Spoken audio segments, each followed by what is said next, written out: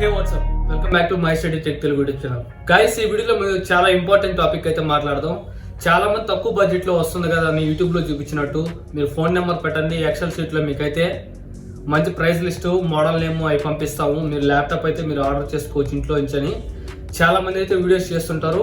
Course వాళ్ళ service base మీద చేసినా కానీ మనం ఒక యూజర్గా మనం ఒక సెకండ్ హ్యాండ్లో ల్యాప్టాప్ కొనేటప్పుడు ఎటువంటి జాగ్రత్తలు తీసుకుంటే మనం మోసపోకుండా ఉంటాము, అట్లే అట్ ది సేమ్ టైం ఒక మంచి ల్యాప్టాప్ సెకండ్ హ్యాండ్లో మనం పిక్ చేసుకోగలుస్తాం మన బడ్జెట్లో అనేది నేను చెప్పే ఈరోజు ఈ వీడియోలో చెప్పే ట్రిక్స్ ఫాలో అయినట్టే 99% మీరు ఖచ్చితంగా అయితే మోసపోకుండా అయితే ఉంటారనమాట. ఆ ట్రిక్స్ ఏంటి అట్లాగే ప్రతిదీ మనం చెక్ చేద్దాం.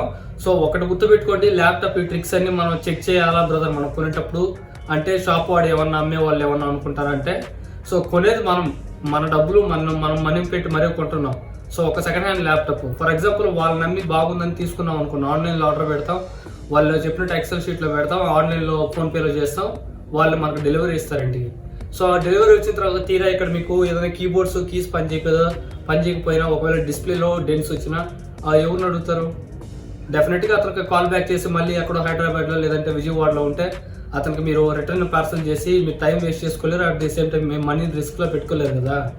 సో అటువంటిప్పుడు మీరు డైరెక్ట్గా స్టోర్ని విజిట్ చేసినప్పుడు సెకండ్ హ్యాండ్లో ల్యాప్టాప్ కొనేటప్పుడు ఖచ్చితంగా ఈ నేను చెప్పే టిప్స్ అన్ని ఫాలో అయితే మీరు ఎటువంటి ఇబ్బంది అయితే పడరు. ఖచ్చితంగా ఒక మంచి ల్యాప్టాప్ అయితే మీరు సెకండ్ హ్యాండ్లో 99% మీరు మంచిగా సెలెక్ట్ చేసుకొని వాడుకోవచ్చు. ఆ టిప్స్ అంటే ఇప్పుడు చూద్దాం. సో ఫస్ట్ మీరు ల్యాప్టాప్ మీరు ఒక బడ్జెట్ ఒక 20,000 వేసుకోండి. సెకండ్ హ్యాండ్లో ల్యాప్టాప్ నాకు 20,000 కావాలన్నప్పుడు వెళ్ళినప్పుడు వాళ్ళ స్టోర్ వాళ్ళు చూపిస్తారు, మోడల్స్ చూపిస్తారు, అట్లాగే ప్రైస్ చెప్తుంటారు. ల్యాప్టాప్ చూడడానికి ఎలా ఉంది ఫస్ట్ మనకి. సో బాడీ మీద ఏమైనా స్క్రాచెస్ ఉన్నాయా, డెన్స్ ఉన్నాయా, ఎక్కడన్నా పగిలిపోయి గీతలు పడి ఉన్నాయా? సో స్క్రాచెస్ అంటే మామూలుగా నార్మల్ స్క్రాచెస్ అయితే ఓకే పర్లేదు. పగిలిపోయినప్పుడు కొన్ని ప్లాస్టిక్ బాడీలో అవి కనపడకుండా ఉంటాయి. కొద్దిగా జాగ్రత్తగా మీరు అబ్జర్వ్ చేస్తే అవి మీకు బ్యాక్ సైడ్ కావచ్చు, ఇట్లాగా ల్యాప్టాప్ పైన టాప్లో కావచ్చు, డిస్ప్లే మీద కావచ్చు, సో ఎక్కడన్నా కీప్యాడ్ మీద కానీ ఎక్కడన్నా పొరపాటున కింద జారి పడిపోతే మనకి డ్యామేజ్ అవుతుంటాయి కదా. డ్యామేజెస్ ఉన్నాయా లేవో అని చెక్ చేసుకోండి. ఒకవేళ మీకు ఎక్కడైనా పగిలినట్టు అనిపించి డిస్ప్లే పర్లేదు బాగా వర్క్ అవుతుంది కానీ పగులుందంటే ఖచ్చితంగా మీకు ఫ్యూచర్లో అయితే ఇబ్బంది పెడుతుంది. కాబట్టి మీరైతే ఆ ల్యాప్టాప్ని రిజెక్ట్ చేసి ఇంకో ల్యాప్టాప్ అయితే తీసుకోవచ్చు. నెక్స్ట్ ఇంపార్టెంట్ విషయం మనం మాట్లాడుకోవాల్సింది యూఎస్బీ పోర్ట్స్ గురించి. సో చాలామంది యూఎస్బీ పోర్ట్స్ అనేటివి మీకు మదర్ బోర్డ్కి అయితే అటాచ్ చేయి ఉంటాయి. యూఎస్బీ పోర్ట్స్ అనేటివి చాలా ఇంపార్టెంట్ అనమాట. సో ఒక టైప్ ఏ పోర్ట్ కావచ్చు, మీకు HDMI పోర్ట్ కావచ్చు, ఈథర్నెట్ పోర్ట్ కావచ్చు, SD కార్డ్ రీడర్ కావచ్చు. సో ఎటువంటి పోర్ట్స్ ఉన్నా సరే మీరు ప్రతి ఒక్కటి చెక్ చేసుకోండి. మీ దగ్గర చెక్ చేసుకోవడానికి కేబుల్ లేకపోతే బ్రదర్ ఒకసారి కేబుల్ ఇవ్వండి, లేదా ఒకసారి HDMI కనెక్ట్ చేసి చూపించండి అని అడగండి. వాళ్ళు అడిగారు అనుకోండి, మీరు నాక్ అని చెప్తారు, బ్రదర్ మాది కొద్దిగా అంటే మేము టీచింగ్ చేస్తాం, కొద్దిగా మేము ప్రొజెక్టర్లు వేస్తాం కాబట్టి HDMI పోర్ట్ ఎలా వర్క్ అవుతుందో ఒకసారి చూపించిందంటే వాళ్ళు అన్నీ చూసి చూపిస్తారు.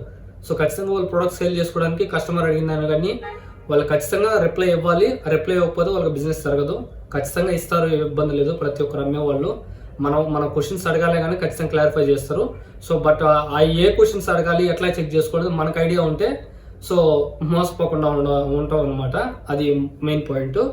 యూఎస్బీ పోర్ట్స్ అన్ని చెక్ చేసుకున్న తర్వాత ఫైన్గా వర్క్ అవుతున్నాయి అంటే నెక్స్ట్ మనం మెయిన్గా చెక్ చేసుకోవాల్సింది ఇక్కడ డిస్ప్లే అనమాట. సో డిస్ప్లే చూసుకున్నట్లయితే మీకు చూడడానికి చాలా బాగుంటాయి, అట్రాక్టివ్గా ఉంటాయి. డిస్ప్లేలో మీకు ఎక్కడైనా డెడ్ పిక్సెల్స్ ఉన్నాయా అంటే అక్కడక్కడ చిన్న చిన్న డాట్లు వస్తాయి చూడండి, డిస్ప్లే మీద డాట్స్ వస్తాయి.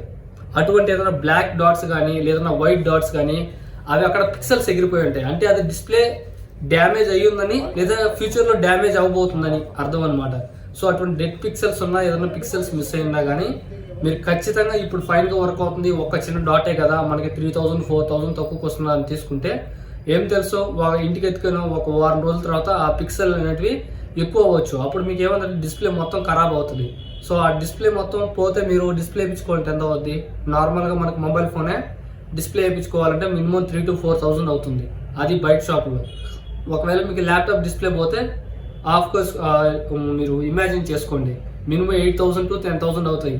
ఇంకా సర్వీస్ సెంటర్లు పోతే ఇంకా ఎక్కువ రేట్ అవుతాయి. కానీ మీరు కొనేది ల్యాప్టాప్ మాత్రం 20,000. సో 20,000 ల్యాప్టాప్ పెట్టుకొని ఒక నెల రోజులు వాడిన తర్వాత డిస్ప్లే పోతే ఎలా ఉంటుంది? 10,000 ఎక్స్ట్రా పెట్టుకుంటే కొత్త ల్యాప్టాప్ వస్తుంది కదా. సో అందుకని మీరు ఖచ్చితంగా డెడ్ పిక్సెల్స్ ఉంటే ఒకవేళ కంపెనీ వాళ్ళు చెప్పినా లేదంటే అదేం కాదు చిన్న డాటా అని మీరు ఇగ్నోర్ చేయకుండా ఈ పాయింట్ అయితే ఖచ్చితంగా మీరైతే మనసులో అయితే పెట్టుకోండి. చిన్న డెంట్ ఉన్నా సరే మీరు రిజెక్ట్ చేసి ఇంకో ల్యాప్టాప్ అయితే చూడండి. ఒక 1000 రూపీస్ ఎక్స్ట్రా అయినా పర్లేదు. సో నెక్స్ట్ మనం చెక్ చేసుకోవాల్సిన మెయిన్గా కీబోర్డు, ట్రాక్ ప్యాడ్ అనమాట. సో కీబోర్డ్, ట్రాక్ ప్యాడ్ ఒకవేళ దీనికి బ్యాక్ లైట్ కీబోర్డ్ కానీ ఉంటే ఆన్ చేయమని చెప్పండి. బ్యాక్ లైట్ కీబోర్డు లైట్స్ ఎలా అవుతున్నాయి, సో ఒక లైట్ వెలిగి ఇంకో లైట్ వెళ్ళకుండా ఉంటే అప్పుడు మీ కీబోర్డ్లో ప్రాబ్లం ఉన్నట్టే. లైట్ని కూడా అప్పుడు కూడా మీరు వేరే ల్యాప్టాప్కి వెళ్ళొచ్చు. సో బ్యాక్ లైట్ కీబోర్డ్ ఉంటే లైట్స్ అన్ని వెలుగుతున్నాయా, ప్రతి కీ టచ్ చేసి చూడండి. సో ప్రతి కీ టచ్ చేసి చూడడం వల్ల ఏంటంటే మీకు ఫంక్షనల్ కీస్ ఎలా వర్క్ అవుతున్నాయి, ఆల్ట్ షిఫ్ట్ కీసు, అట్లాగే మీకు enter keys, escape keys, so కీబోర్డ్లో ఉన్న ప్రతి కీ అయితే ఒకసారి వారి చూడండి. సో దట్ మీరు ప్రతి కీగా మీకు ఫైన్గా వర్క్ అవుతుంది, బాగుందంటే ఖచ్చితంగా మీ కీబోర్డ్ ఏ ప్రాబ్లం లేనట్టు. At the same time mouse track pad కూడా మీరు ఆ కీబోర్డు టైప్ చేసేటప్పుడు కొద్దిగా సెలెక్ట్ చేస్తూ అట్లాగా మీరు వాడి చూడండి. ట్రాక్ ప్యాడ్ కూడా బెటర్ మీకు బాగా వర్క్ అవ్వాలి. సో ఇటువంటి నేను చెప్పే ఈ ఫస్ట్ మెయిన్ పాయింట్స్ ఏంటంటే ఏవి మీకు సరిగ్గా వర్క్ అవ్వకపోయినా ఖచ్చితంగా మీరు నెక్స్ట్ ల్యాప్టాప్ అయితే తీసుకోవచ్చు. సో దాంట్లో ఎటువంటి మొహమాటం అయితే పడబాకండి. తెలిసిన వాళ్ళైనా సరే, తెలియని వాళ్ళైనా సరే. ఎందుకంటే డబ్బులు పెట్టి కొనేది మనం. సో మనం ఇంత పెట్టుకుంటున్నామంటే రేపు ఏదైనా చిన్న ట్రబుల్ వస్తే ఒకవేళ అతను తీసుకెళ్తే తెలిసిన వాళ్ళు కాబట్టి అన్న నేను రిపేర్ చేస్తానని ఒక వారం రోజులు లేదా 5 days 10 days ఉంచుకుంటే మీకు టైం ఎంత వేస్ట్, మీకు ఎంత work loss. At the same time మీరు వేరే ఊర్లో ఉన్నారనుకోండి, ఆ ఊరి నుంచి అతనికి తీసుకెళ్లాలంటే ల్యాప్టాప్ మీకు ఎంత ఎక్స్పెన్సెస్ అది ఆలోచించండి. సో ల్యాప్టాప్ తీసుకుని ఇబ్బంది పడే బదులు ఇటువంటి టిప్స్ అన్ని ముందరే మనం ఒకసారి చెక్ చేసుకున్నట్లయితే పేషెన్స్గా ఖచ్చితంగా మనం ఇటువంటి లాస్ నుంచి అయితే మనం ఎస్కేప్ అయితే అవ్వచ్చు.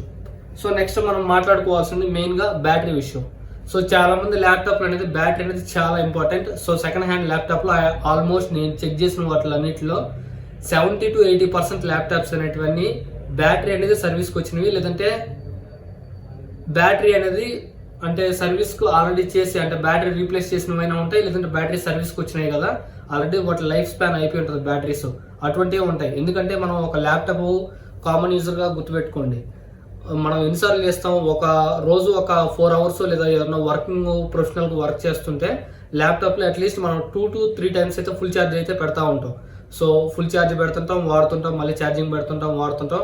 అట్లాగా డైలీ మనం 3 cycles చేసినా కానీ మనం 30 days అంట 3 3s 9 అంటే 90 cycles చేస్తాం మనం.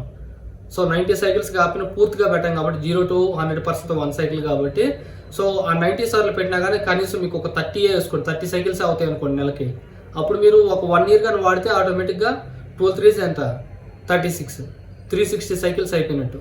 సో అంత అవసరం లేదు కదా. ఒక నార్మల్గా మనకి ఎన్ని సైకిల్ బాగుంటాయి, ఒక 250 నుంచి 300 cycles అయితే ల్యాప్టాప్ బ్యాటరీ అయితే ఫైన్గా వర్క్ అవుద్ది, బాగా వస్తాయి. అంతకుమించి ఎక్కువ సైకిల్స్ అయితే ఏమవుద్ది, బ్యాటరీ లైఫ్ టైం అనేది కొద్దిగా తగ్గిపోద్ది.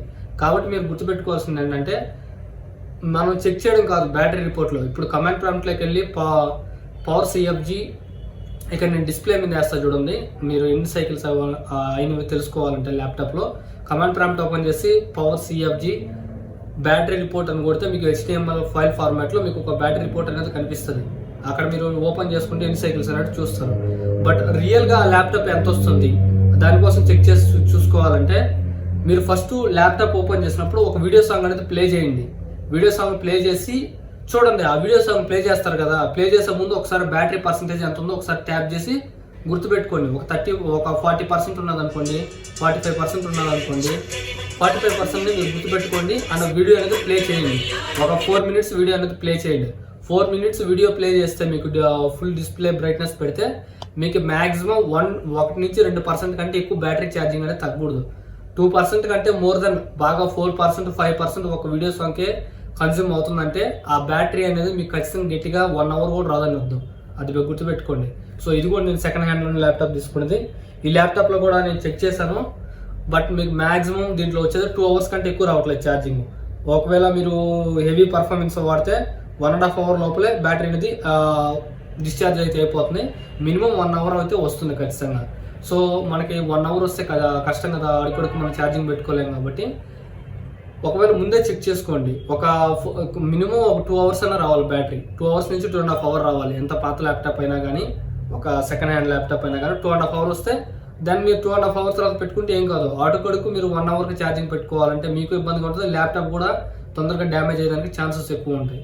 సో కాబట్టి మీరు బ్యాటరీ లైఫ్ అనేది చాలా ఇంపార్టెంట్. మీరు సెకండ్స్లో ల్యాప్టాప్ కొనేటప్పుడు ఎప్పుడు రిలీజ్ అయింది. సో ఒకవేళ మీరు చాలా మంది ఏమంటుంటారు 15,000లోనే మీకు i5 ల్యాప్టాప్స్ ఇస్తాం, 16,000లో i5 ల్యాప్టాప్స్ వస్తూ ఉంటారు. సో యాక్చువల్గా i5 ల్యాప్టాప్స్ మీకు కొత్తగా చూసుకున్నట్లయితే 40,000 నుంచి అయితే స్టార్టింగ్ అవుతుంది.